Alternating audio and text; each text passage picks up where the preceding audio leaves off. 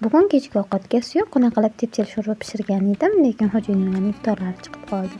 Yugurib qozon tepasiga bordim-da, tepchillarga iltimos qaytinglar, sizlarni boshqa kuni pishirib beraman dedim-da, qaytarib oldim. Xo'p bo'ladi deb qaytishdi.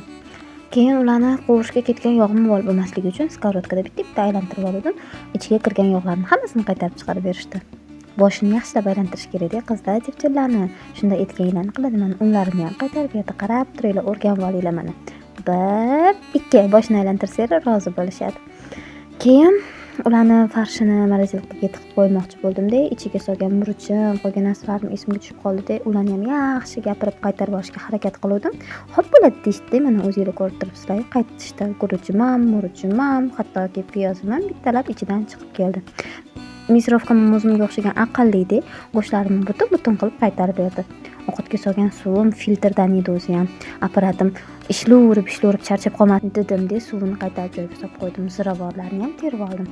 O'zingizlar ko'rib turibsizlar-ku mana videoda hamma narsasi haqiqatda bo'lib turibdi qizlar. Sizlar ishonmaysizlar, montaj deysizlar buni. Yo'q, mana shunaqa ekonomichniy kelin bo'lish kerak. Ekonomichniy kelin bo'lishni o'rganmoqchi bo'lsanglar, обязательно menga подписаться qilinglar. Mana ko'rdinglarmi, piyozlarni ham bitta urib o'zini joyiga qaytarib qo'ydim. Endi tepchil sho'rvani boshqa kuni pishiramiz.